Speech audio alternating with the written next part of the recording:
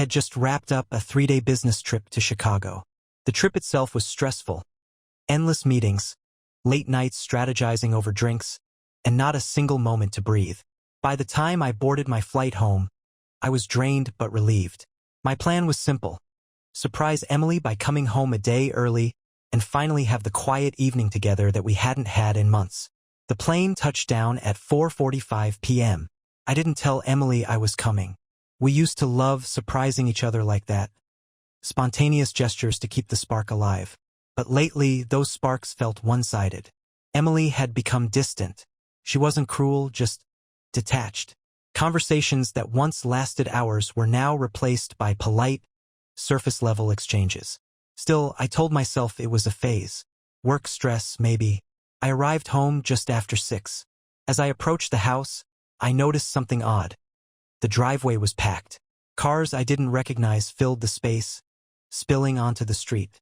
The sound of music thumped faintly from inside. My stomach twisted. Party? On a Thursday night? I stepped through the front door, suitcase still in hand. What I saw froze me in place. The living room, a space that had always felt like ours, was packed with strangers. People lounged on the couch, drinks in hand, laughter echoing through the room. The coffee table was littered with beer bottles and wine glasses. It looked like something out of a college frat movie. And there, in the center of it all, was Emily. She was standing by the fireplace, dressed in a short black dress I didn't recognize. Her back was turned to me, and she was laughing, her hand casually resting on the arm of a man I'd never seen before. He was leaning in close, too close. The room fell quiet as people noticed me standing there. Emily turned around, and for a split second, her face betrayed her. Shock, panic. Then, just as quickly, she covered it with a forced smile. "Jason," she said, her voice high-pitched and brittle. "You're home early?" Behind her, the man shifted uncomfortably. Emily didn't move to greet me, didn't offer an explanation. Instead, she stepped forward, her body blocking my view of the man entirely, as if she could erase what I'd just seen. "I can see that," I replied coldly, my eyes scanning the room. "What's going on?" "It's just a little get-together," she said, her tone overly casual. "You know, some friends from where, exactly?" I cut her off. My voice was louder than I intended. "Because I don't recognize a single person here. And I sure as hell don't know him." I pointed past her at the man, who was now inching toward the door like a guilty thief caught in the act. Emily's face hardened. "Can we not do this right now? You're making a scene." I laughed. A bitter, humorless sound. "A scene? You think I'm making a scene?" I took a step closer, lowering my voice. "I've been gone for 3 days, Emily. 3 days. And I come home to this." Her eyes darted around the room, clearly uncomfortable with the audience. She grabbed my arm, her nails digging into my skin. "Let's talk upstairs," she hissed through gritted teeth. "No," I said firmly, pulling my arm free. "We'll talk here, in front of your friends." The room was silent now, all eyes on us. I didn't care. My gaze locked onto hers, demanding an answer. She opened her mouth to speak, but was interrupted by the sound of the front door slamming. I turned just in time to see the man sprinting down the driveway, his car speeding off into the night. And just like that, the dam broke. "You want to explain who that was?" I asked, my voice shaking with a mix of anger and betrayal. Her response wasn't an apology.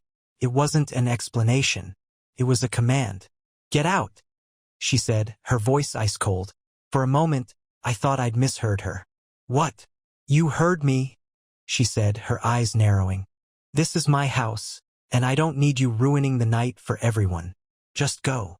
I stared at her, disbelief flooding every part of me. This wasn't my wife. This wasn't the woman I married. But then, something in me snapped. I reached into my coat pocket and pulled out a folded piece of paper. It was a letter, one I hadn't planned on revealing tonight. Inside were the results of a private investigation I'd commissioned during my trip. I had been suspicious for weeks, and now, in this moment, I was grateful I hadn't ignored my gut. I handed her the letter without a word. Her face went pale as she read it, the color draining from her cheeks. When she finished, she looked up at me, her expression a mix of fury and fear. What did you do?" she whispered. "I found the truth," I said simply. "Now it's your turn to decide how much of it you want these people to hear." Her response was immediate and venomous. She snatched the letter, crumpled it in her hand, and slammed the door in my face. That was the moment I knew this wasn't going to end quietly. The sound of the door slamming echoed in my ears as I stood there on the front porch, my suitcase still in hand. For a moment I felt paralyzed. My chest was tight, my breathing shallow. She'd slammed the door on me, in my own damn house. The people inside hadn't even tried to stop her. Instead, I could hear muffled whispers and nervous laughter as they pretended nothing had happened. The audacity of it all burned in my chest like a wildfire. But I didn't leave. Instead, I leaned against the doorframe and waited. I wasn't going to let her shut me out of this conversation. Not tonight. Not after what I'd uncovered. I thought back to the letter she had crumpled in her hand. That letter was my weapon, and I wasn't done wielding it. I'd hired the private investigator on a whim, spurred by weeks of uneasy feelings I couldn't shake. It had taken less than a week for the detective to send me a file, photos, timestamps, and receipts, confirming everything I had feared. The man she was with tonight? He wasn't the first. He was just the most recent. The door swung open abruptly, and there she was. Emily stood in the doorway, her face a mask of cold fury. She stepped outside, shutting the door behind her to keep the partygoers from overhearing. "You had me followed?" she hissed, her voice low and venomous. "I did," I said calmly, though inside, I was anything but calm. My hands were trembling, my heart pounding so hard it felt like it might break through my ribs. And guess what? It turns out my instincts were right. Her eyes darted to the window as if checking to see if anyone was watching us. "This is low, Jason. Even for you." "For me," I said, my voice rising. "You've been sneaking around behind my back for God knows how long. And I'm the one who's low?" She crossed her arms and leaned against the doorframe, a smug smirk curling her lips. "You know what your problem is? You're paranoid. Always have been. You're so busy imagining problems that you can't see how miserable you've made this marriage." "Miserable?" I repeated, stunned. "Emily, you're cheating on me. You invited some guy into our home. You threw a party while I was gone. How exactly am I the problem here?" "You're so dramatic," she said, rolling her eyes. "It was just a party, and you're acting like I killed someone." I felt the anger rise in my throat, hot and bitter. "A party?" I said, stepping closer. "What about the hotel receipts? The late-night meetups? The photos of you with that guy from the coffee shop last month? Was that just a party, too?" Her face paled slightly, but she recovered quickly. "You're pathetic," she said, her voice dripping with disdain. "Digging through my life like some desperate stalker. Maybe if you spent half as much energy making me happy as you do playing detective, we wouldn't be here right now." I laughed bitterly. "Making you happy? Is that your excuse? That I didn't make you happy enough, so you decided to screw around behind my back?" Her expression hardened. "Believe what you want," she said, turning toward the door. "I don't owe you an explanation." Before she could go back inside, I grabbed her wrist. Not hard, but enough to stop her. She froze, glaring at me. "We're not done," I said firmly. "You're going to tell me the truth. All of it. And then, Emily, you're going to tell me why the hell you think I should be the one to leave." She yanked her arm away and stared at me with a look that could cut glass. "You want the truth, Jason?" she said, her voice sharp and cold. "Fine. The truth is, I've been over this marriage for years. You're boring. Predictable. You make everything about you, and honestly, I didn't think you'd even notice."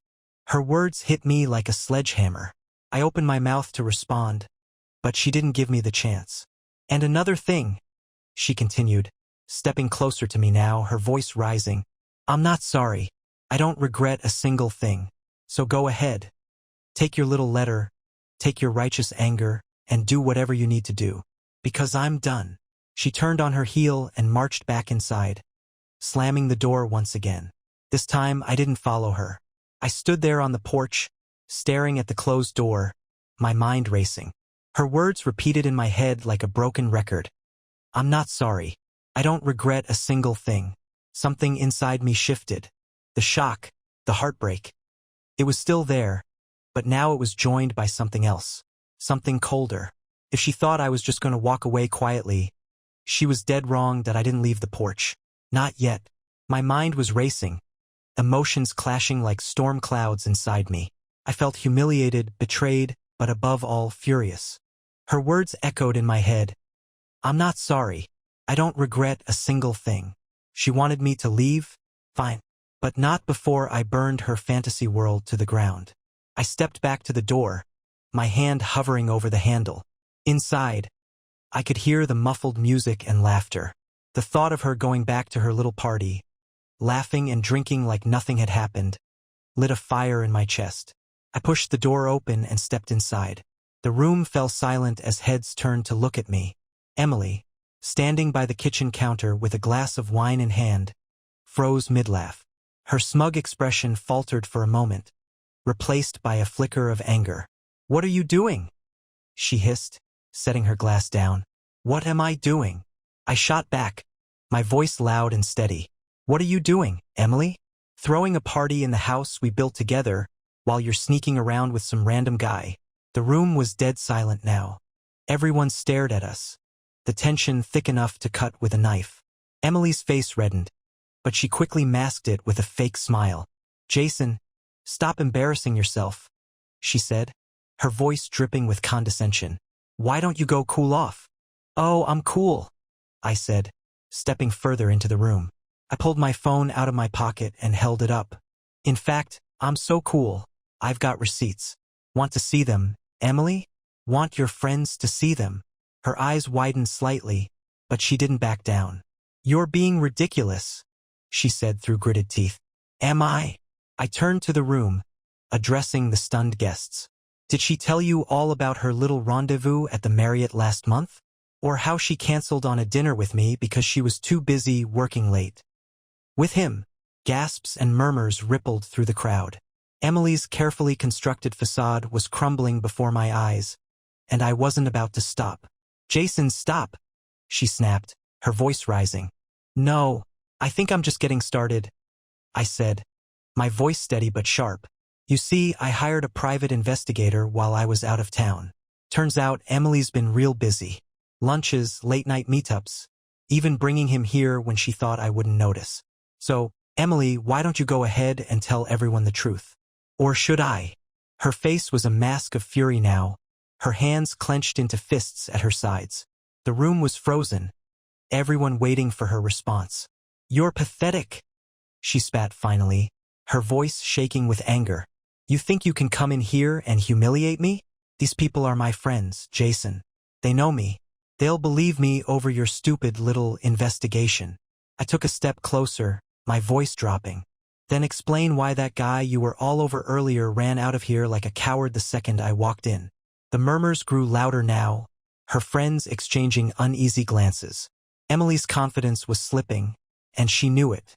"This isn't worth my time," she said finally, grabbing her wine glass and turning toward the kitchen. "Oh, it's worth mine," I said, following her. "You wanted me to leave? Fine. But not before everyone here knows exactly who you are." I turned back to the crowd. "In case anyone's curious, the man she was with tonight isn't even the first. She's been seeing other guys for months. And while I was out of town, busting my ass to provide for us, she was here, turning our house into her personal playground." One of Emily's friends, a blonde woman in a sequin top, gasped audibly. Another man, who looked like he'd rather be anywhere else, started edging toward the door. "Jason, enough!" Emily shouted, slamming her glass onto the counter. "No, Emily," I said, my voice calm now. "Enough is you lying to my face, disrespecting our marriage, and then trying to make me out to be the villain. Enough is you thinking you could get away with this without consequences." She stormed past me, heading for the stairs. "I'm done with this," she snapped. "Good," I called after her, "because so am I." As she disappeared upstairs, the room remained eerily quiet. The guests shuffled awkwardly, a few muttering excuses as they began to leave. I didn't stop them. Let them go. Let them take the story with them. I turned back toward the door, my suitcase still sitting where I'd left it. My hands were shaking, But my resolve was solid. She wanted me gone. I'd leave. But I wasn't going quietly, and I wasn't leaving empty-handed. Not yet. I didn't let her storm off upstairs without following. Leaving her to brood, spin her lies, and plot her next move wasn't an option. If tonight was going to end, it would end on my terms. The stairs creaked under my weight as I ascended, each step a reminder of the years we'd spent in this house. Memories of lazy Sundays, Christmas mornings, and late-night talks swirled in my mind, now tainted by the realization that they'd meant nothing to her. The bedroom door was ajar, and I pushed it open without knocking. Emily was sitting on the edge of the bed, her back to me, furiously typing on her phone. She didn't even flinch when I walked in. "What? Texting your little boyfriend for advice on how to handle this?" I asked, my voice sharp. She didn't look up. "You've made your point, Jason. Now get out of my face." "No," I said firmly, stepping inside and closing the door behind me. "We're not done." Finally, she put her phone down and turned to face me, her expression hard and unyielding. "What do you want from me? An apology? Fine. I'm sorry, Jason. I'm sorry you couldn't keep me interested. I'm sorry you're so obsessed with playing the perfect husband that you didn't notice how unhappy I was." Her words were like venom, each one cutting deeper than the last. But I didn't flinch. I wouldn't give her the satisfaction. "Unhappy?" I repeated, crossing my arms. "You think that excuses what you've done? The lies, the cheating, the absolute disrespect. If you were so unhappy, why didn't you just leave?" "Leave?" She let out a bitter laugh. "And give you the satisfaction of playing the victim? No thanks." I stared at her, stunned by how cold she'd become. The woman I thought I knew was gone, replaced by this stranger. "You've got some nerve," I said, shaking my head. "I've been nothing but loyal to you, Emily. I gave you everything. And this is how you repay me." She rolled her eyes. "Loyalty doesn't mean anything when there's no passion, Jason. You're boring, predictable. I needed more." "More?" I barked, my voice rising. "So you destroy our marriage, our life, for what? A fling? A few moments of excitement? You're pathetic." Her eyes flashed with anger, and she stood up, squaring off with me. "You think you're so much better than me, don't you?" she snapped. "But you're not. You're controlling, needy, and so wrapped up in your perfect little world that you didn't even notice I was drowning." "You didn't talk to me," I shot back. "You didn't give me a chance to fix anything. You just decided to go behind my back and blow up our lives. That's on you, Emily, not me." For a moment, the room was silent, the tension between us thick and suffocating. Then, she smirked, a cruel, bitter smile that made my blood boil. "You think you've won, don't you?" she said, her voice dripping with sarcasm.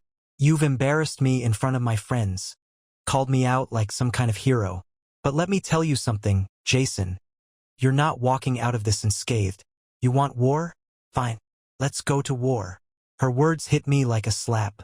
There was no remorse in her, no regret, just defiance. "You really think this is a game, don't you?" I said, my voice low and cold. "Well, let me tell you something, Emily. I don't lose." I turned and walked out, slamming the door behind me.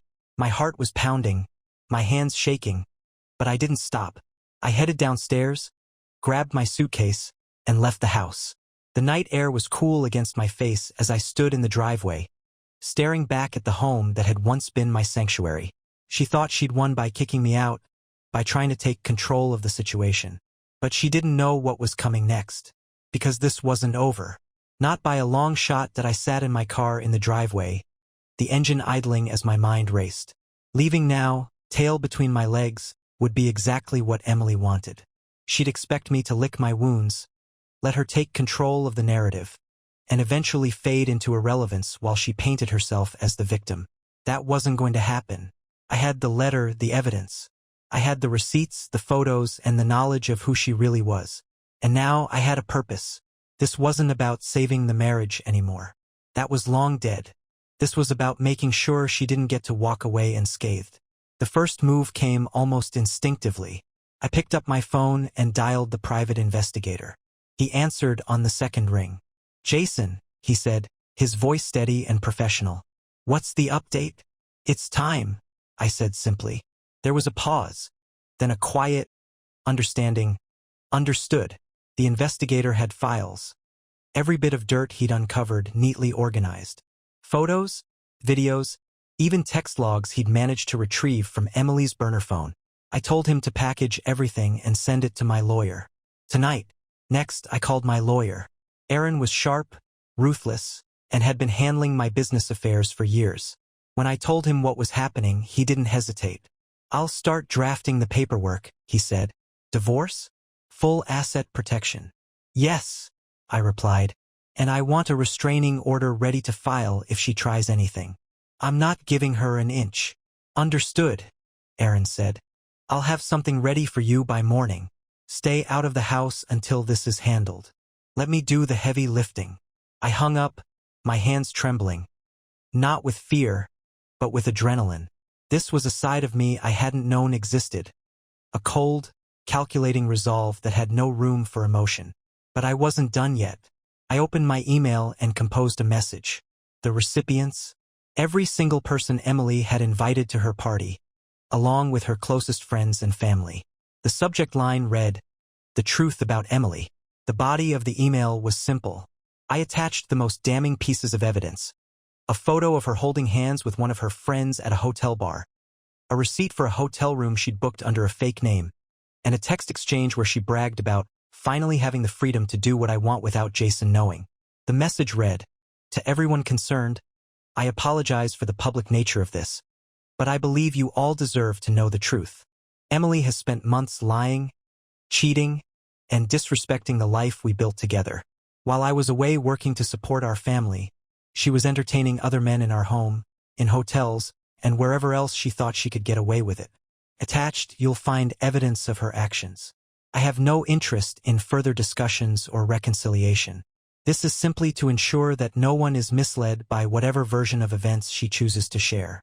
Regards, Jason." It was nuclear, but I didn't care.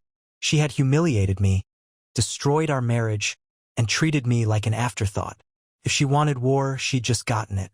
I hit send and watched as the email disappeared into cyberspace. For the first time that night, I felt a flicker of calm. Not peace, there was no peace in this, but the satisfaction of knowing I wasn't sitting back and taking it. I started the car and drove to a hotel downtown, my mind already racing with what tomorrow would bring. Whatever Emily thought of me before, she was about to see a whole new side of Jason, and I wasn't going to stop until her perfect little world crumbled around her. The next morning, I woke up in the cold, sterile silence of a hotel room. The events of the night before hit me like a freight train, but instead of dread, I felt a strange clarity. This was the beginning of the end, and for once I was holding all the cards. I picked up my phone to check the damage. The email had done its job. My inbox was flooded with responses. Shock, disbelief, and, from some of Emily's closest friends, thinly veiled outrage. I wasn't surprised.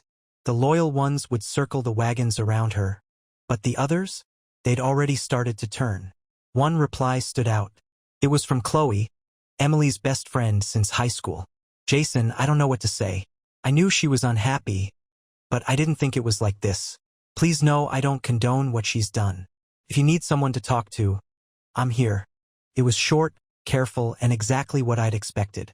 Chloe had always been the diplomat of their friend group. She wouldn't publicly turn on Emily, but she also wasn't about to defend the indefensible. I filed it away and turned my attention to the rest of the fallout. Social media was already buzzing. Emily's Instagram, once a carefully curated gallery of filtered perfection, was eerily quiet. The comment sections on her most recent posts filling with vague questions and passive-aggressive digs. My phone buzzed with a call from Aaron. "It's moving quickly," he said without preamble. "The petition for divorce is ready to file. I'll need your signature by noon. As for the assets, we've secured your accounts and flagged the house. If she tries to pull anything, it'll be caught immediately." "Good," I said, leaning back in the stiff hotel chair. "Anything else?" "She's going to fight back, Jason. People like her don't just roll over. Be ready for retaliation." I thanked him and hung up, his words echoing in my head. Retaliation. Of course, she wouldn't let this go quietly. But I was ready. An hour later, I was back in the car, heading toward the house. I had no intention of staying long. I just needed to grab a few things. As I pulled into the driveway, I noticed Emily's car was gone. Good. The house was eerily silent as I stepped inside. The remnants of the party were still there. Empty glasses, crumpled napkins, the faint smell of spilled alcohol. It was a graveyard of her reckless behavior. I went upstairs, heading straight for the bedroom. My suitcase was still sitting in the corner where I dropped it the night before, untouched. I began packing what I needed, moving quickly and efficiently. Clothes, documents, a few personal items.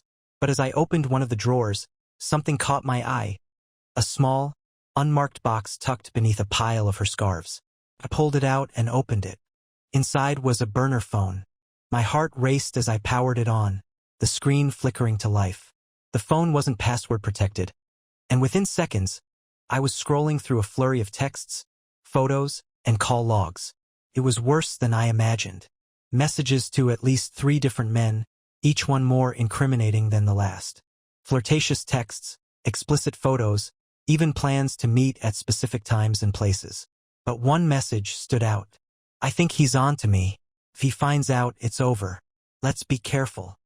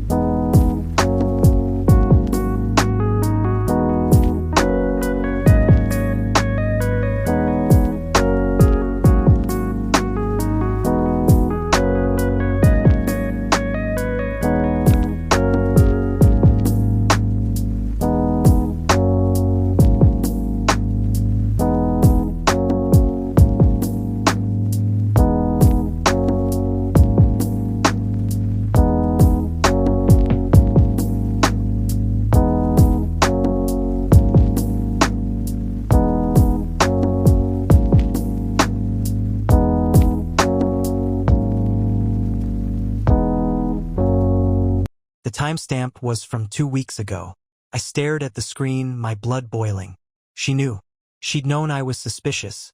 And instead of coming clean, she'd doubled down. My phone buzzed in my pocket, jolting me back to reality. It was Chloe. "Jason," she said quickly, her voice tense. "Emily's furious. She knows about the email and she's talking about calling a lawyer. She's also spreading rumors, saying you've been controlling and emotionally abusive."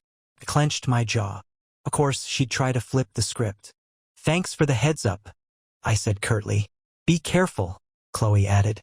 "She's not thinking straight, and when Emily gets like this, well, you know how she is." I hung up without responding. My focus was on the burner phone. This was my ace. My proof that her lies ran deeper than even I had suspected.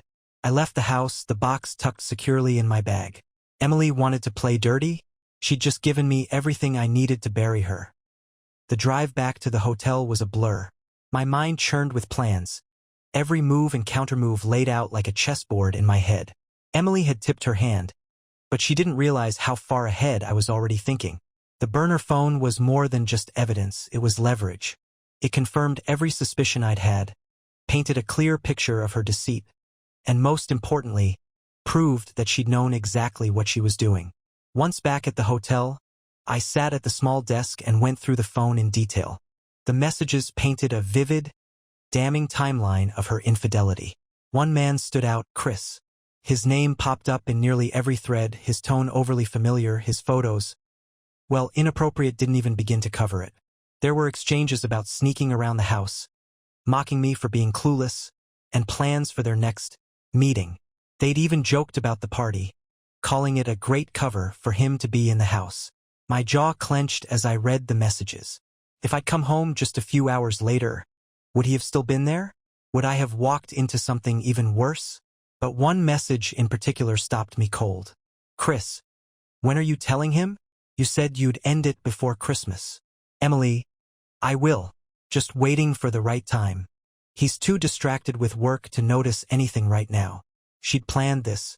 It wasn't a moment of weakness or a fling that spiraled out of control. She'd been orchestrating the end of our marriage while smiling in my face, playing the perfect wife. My phone buzzed again. Another call from Chloe. This time I answered. Jason, she started, her voice tight with urgency. Emily knows about the burner phone. She's freaking out. She thinks you're going to use it against her. She's right, I said, my tone flat. Chloe sighed. Look, I know you're angry. Angry? I cut her off, my voice rising. Chloe, she humiliated me, lied to me, and brought another man into our home. And now, she's trying to turn this on me? Spare me the lecture. I'm not lecturing you, Chloe said quickly. I'm warning you. She's desperate, Jason. When Emily's cornered, she doesn't just roll over. She lashes out. Let her, I said coldly. I'm ready. Chloe hesitated. What are you planning? You don't want to know, I replied before ending the call. I spent the next few hours carefully assembling my next move. The burner phone's contents were downloaded to a secure drive, and copies were sent to my lawyer.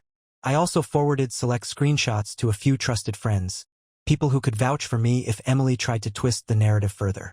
By late afternoon, I had everything in place. The divorce paperwork was ready, the evidence secured, and my next move planned. But I wasn't finished yet.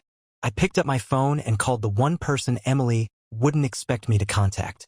Her mother, Jason. Linda's voice was cautious but warm. She and I had always gotten along, even when Emily and I had our rough patches. Hi, Linda, I said, my tone deliberately calm. I wanted to talk to you about something. It's important. There was a pause. This sounds serious. It is, I said. I need you to hear this from me before Emily twists it. She's been cheating on me for months. I have evidence, proof of everything. And I'm filing for divorce. Linda gasped. Oh my God. Jason, I don't even know what to say. Are you sure? Yes, I said firmly. I'm not telling you this to hurt you, but you deserve to know the truth. I'm not the villain here, no matter what Emily might say. Linda was silent for a long moment. When she finally spoke, her voice was trembling. I don't even recognize her anymore. She's been so distant, so cold. I thought it was just stress. But it's more than that, I said. And I wanted to make sure you knew what's really happening. Thank you for telling me, Linda said softly. I don't know how I'm going to face her, but thank you. As I ended the call, I felt a strange mix of emotions. Relief that Linda believed me, but also a deeper sadness. This wasn't just my fight anymore. It was about to ripple out and affect everyone around us. Emily had tried to paint me as the villain, but now the tide was turning. She wanted a war? She had no idea how far I was willing to go. Tomorrow I'd make my next move. And when I did, Emily's carefully constructed world would collapse. The morning sunlight streamed through the hotel window, but it brought no warmth. I woke early, fueled by a restless determination. Today was the day I took control. Emily had lit the match. Now I was going to burn it all down. My first call was to Aaron. I need the divorce papers filed today, I said without preamble. And I want an emergency motion to freeze the house and our joint accounts. She can't get her hands on anything. It's already in motion, Aaron replied smoothly. By the end of the day, she won't be able to move $1 without my office knowing. Perfect, I said. There's one more thing. I want to publicly distance myself from her. Release a statement, leak it if you have to. People need to know this is her doing, not mine. Aaron paused. That's a bold move. It might escalate things. That's the idea, I said. By the time I hung up, my plan was fully in motion. I checked my email, no new messages from Emily. Instead, there were more replies to my initial email blast. Most were supportive, others cautiously neutral. But one stood out. "Jason, you don't know me, but I thought you should know. Emily isn't who she says she is. She's been doing this for years. You're not the first guy she's done this to, and you won't be the last. If you need more proof, let me know. I have stories." Ryan. The name was unfamiliar, but his tone rang true. "Years?" That was a new revelation. I replied immediately, asking for details. While I waited, I decided to pay one last visit to the house. This time, I wasn't there to pack or retrieve anything. I was there to deliver a message. When I pulled into the driveway, Emily's car was parked out front. I stepped out, the burner phone in my pocket, and strode toward the door. I knocked once.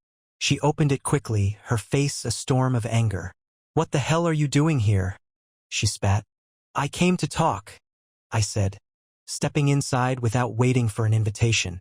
Emily followed me into the living room, crossing her arms. "You've already humiliated me enough. What more do you want?" I turned to face her, my expression calm but cold. "I want you to understand something. This isn't your game anymore. You don't get to control the narrative. Everyone knows who you are now, Emily, and it's only going to get worse." She scoffed, but there was a flicker of fear in her eyes. "You're bluffing." I pulled the burner phone from my pocket and tossed it onto the coffee table. Her face went pale as she recognized it. "Go ahead," I said. "Read through it. Relive every lie, every plan, every betrayal. Because I've already sent copies to my lawyer and a few of your friends. They deserve to know the truth, don't you think?" Emily stared at the phone, her hands trembling slightly. Then she snapped. "You're such a coward," she hissed, her voice shaking. "You can't handle the fact that I moved on. You think ruining my reputation is going to fix anything? You think anyone cares about your sob story?" "I don't care if they pity me," I said evenly. "I just care that they see you for what you are." Her composure cracked, and she lunged for the phone, but I stepped between her and the table. "You don't get to take the easy way out," I said. "You made this mess, Emily. Now you're going to live in it." She glared at me, breathing heavily, but didn't try to push past me again. Instead, she spat out, "You're pathetic." I smirked. "Maybe, but at least I'm not a liar." Before she could respond, my phone buzzed in my pocket. I pulled it out and glanced at the screen. It was an email from Ryan, the stranger who'd reached out earlier. The subject line read, "Proof attached." I turned the screen toward Emily, my smile widening as I opened the message. "Looks like your past is catching up to you," I said, scrolling through the attached photos and messages. Her face twisted in panic. "Who is that? Who sent you that?" "Just someone you burned before me," I said, pocketing my phone. "It seems your list of enemies is longer than I thought." Emily's bravado crumbled, and for the first time, she looked genuinely afraid. "Jason," she said, her voice suddenly soft, almost pleading. "Please, we can fix this. Let's just talk about it." "No," I said, my voice like steel. "We're past talking. You wanted war, Emily. Now you've got it." I turned and walked out of the house without looking back. This wasn't just a collapse. This was a reckoning as I left the house. Emily's desperate plea echoed in my mind. "Please, we can fix this." It wasn't a sign of remorse. It was a survival instinct. She saw the walls closing in, and for once, she wasn't the one holding the reins. Good. I got back into my car, took a deep breath, and opened Ryan's email again. The attachments were damning, screenshots of conversations, explicit photos, and even a few voice memos. Ryan's story was clear. He'd been in a relationship with Emily years before me, and the pattern was eerily familiar. Lies, infidelity, manipulation. She'd moved on from him just as callously as she was trying to move on from me now. But what struck me most was a line in his email. "She always underestimated me, but I kept everything. People like her always think they'll get away with it." It hit close to home. Emily had underestimated me, too.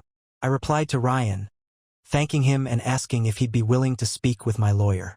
His response was almost immediate. "Absolutely. Let me know when and where." With every piece of evidence, my case was growing stronger. But this wasn't just about the legal battle anymore. This was about making sure Emily couldn't spin her lies into another new start. As the day unfolded, the fallout became increasingly visible. My phone buzzed with texts and calls from mutual friends, many of whom were furious with Emily. "Mark, bro, I'm so sorry. I had no idea. If you need anything, let me know." "Laura, I don't know what to say. I always thought she was off. Now I get it." Even Chloe reached out again. "She's losing it, Jason," she said. "She's calling everyone, trying to get ahead of the story. She told me you're fabricating everything to ruin her life." I let out a bitter laugh. "Let her try. I've got enough evidence to sink her 10 times over." Chloe hesitated. "You're not wrong, but just be careful. She's unpredictable when she feels trapped." I thanked her and hung up, though her warning lingered in my mind. Later that afternoon, Aaron called with an update. "We filed the paperwork," he said. "The house and accounts are frozen, and the divorce petition is airtight. She won't have any wiggle room." "Good," I said. "And the burner phone evidence?" "Already submitted as part of the case. With the emails from Ryan and the timeline we've established, it's going to be hard for her to paint herself as a victim." For the first time in weeks, I felt a glimmer of satisfaction. But this was far from over. Around 6 p.m., I received a text from an unknown number. "You're playing a dangerous game, Jason. Walk away while you still can." My stomach churned. It didn't take much to guess who had sent it. The tone screamed of desperation, a last-ditch attempt to intimidate me. I replied calmly, "Nice try, Emily. See you in court." I blocked the number immediately. That evening, as I sat in the quiet of my hotel room, my mind wandered back to the life we'd built together. The trips, the celebrations, the quiet moments of laughter. All of it now felt like a carefully crafted illusion, a performance she'd been perfecting for years. But illusions only last as long as no one looks too closely. I took out the burner phone one last time and stared at the screen. It was a trophy of sorts, a symbol of her hubris and my resolve. Emily's perfect little world was falling apart, and I was just getting started. The next morning, I woke up to chaos. My phone was flooded with notifications, calls, texts, emails, and social media pings. Emily had launched her counterattack. The first sign was a long Facebook post she'd written. It was as dramatic as I expected, dripping with faux vulnerability and martyrdom. "I never thought I'd have to do this, but I can't stay silent anymore. Jason has been trying to destroy my life, spreading lies about me, and turning people against me. He's always been controlling, manipulative, and emotionally abusive. I made mistakes, but no one deserves this kind of treatment. To anyone who knows the real me, thank you for your support. I need you now more than ever." The comments were split. Some of her friends and family rushed to her defense, parroting her accusations and vilifying me. Others, including mutual friends, asked pointed questions or expressed doubt. I wasn't surprised by her tactics. This was textbook Emily, playing the victim, spinning the narrative, and banking on the fact that most people wouldn't look too closely. But this time I was ready. I called Aaron and updated him. "She's going public," I said. "She's accusing me of emotional abuse." Aaron's response was calm and measured. "We anticipated this. Stick to the facts. Let her bury herself. The more she overplays her hand, the easier it'll be to disprove her claims in court." After the call, I decided to address the situation head-on. I drafted my own post, careful to keep it factual and unemotional. Many of you have seen Emily's recent post. While I respect her right to share her perspective, I want to clarify a few things. The issues in our marriage stemmed from her repeated infidelity, which I have evidence to prove. This isn't about control or manipulation. It's about accountability. I filed for divorce, and the truth will come out in time. I appreciate those who've supported me through this difficult process. I attached a single photo, a screenshot of a text from the burner phone, where Emily had joked about deceiving me. It wasn't overly revealing, but it was enough to plant doubt in the minds of anyone paying attention. The response was immediate. My inbox filled with messages of support, curiosity, and outrage. Many people asking for more details, others expressing disbelief that Emily could sink so low. But then came the twist I hadn't expected. Around noon, I received an email from Ryan.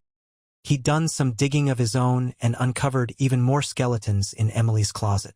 Among them was evidence that she'd embezzled money from a small nonprofit she'd volunteered with years ago. He also found a record of her being sued by a former employer for breach of contract. Jesus, I muttered, scrolling through the attachments.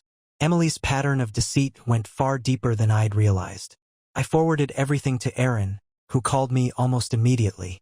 "This changes everything," he said, his tone sharp. "If we can corroborate this, we're no longer just looking at a divorce case. She could be facing criminal charges." The weight of his words sank in. Emily had always been reckless, but this was beyond anything I'd anticipated. "Do it," I said. "Verify everything and make it part of the case." By the afternoon, Emily's Facebook post had started to backfire. People were poking holes in her story, asking questions she couldn't answer. The more she tried to deflect, the more transparent her lies became. Chloe texted me, "She's unraveling. People are starting to see through her. Whatever you're doing, keep going." I replied simply, "I will." That evening, I received another email, this time from the private investigator. He tracked down Chris, the guy from the party, and confirmed that Emily had been stringing him along with promises of a future once she got rid of Jason. Chris, it turned out, had no idea she was married until recently. The investigator attached a statement from Chris, along with texts Emily had sent him. One line stood out, "Don't worry about Jason. He's too dumb to figure anything out." The words stung, but they also fueled my resolve. I wasn't dumb. I wasn't oblivious. And now I was in control. Emily's world was collapsing faster than even I'd hoped. The lies were piling up, the evidence mounting, and her allies dwindling. Tomorrow, Aaron and I would file an amended petition with everything we'd uncovered. Emily wanted a war, and now she was drowning in it. I wasn't going to stop until every card she thought she held was ripped from her hands. The next morning, the storm intensified. Emily's attempts to control the narrative had spiraled into desperation, and she was throwing everything she had into saving face. My lawyer, Aaron, called early with an update. "She's filing a response to your petition," he said. "She's claiming you were emotionally abusive and sabotaged her ability to work. It's laughable, given the evidence we have, but it shows how far she's willing to go." I rubbed my temples. Let her dig her hole deeper. The burner phone, Ryan's emails, Chris's statement, they're all lined up, right? "Absolutely," Aaron replied. "Once we present this in court, her credibility will be shredded. But there's something else." "What?" "She's trying to liquidate assets," Aaron said grimly. "We caught her attempting to transfer money from your joint account into a personal one. The court order froze it before the transaction went through, but it shows she's panicking. It was a reckless move, and it confirmed what I already suspected. Emily was unraveling. But this wasn't just about the divorce anymore. The evidence Ryan had uncovered about her embezzlement was a ticking time bomb. Aaron had forwarded it to a contact in the local prosecutor's office, and I knew it was only a matter of time before they started investigating. By mid-morning, I decided it was time to turn up the heat. I called Chloe. "Jason," she said cautiously.